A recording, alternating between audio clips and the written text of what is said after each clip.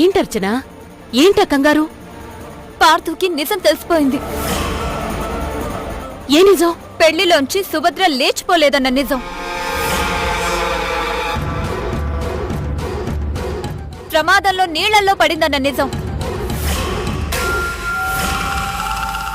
హాస్పిటల్లో ట్రీట్మెంట్ తీసుకుందన్న నిజం. అవునా? ఎలా తెలిసింది? ఎందుకు అనుమానం వచ్చిందో ఏంటో మనం డబ్బులిచ్చి మేనేజ్ చేసిన డాక్టర్ని పార్థు పట్టుకున్నాడు.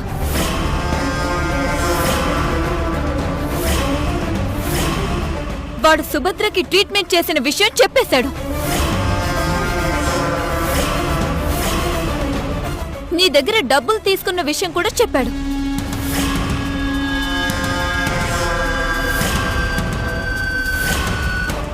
ప్రస్తుతానికి పార్థుకి కుట్ర చేసింది నువ్వు మాత్రమే అని తెలుసు.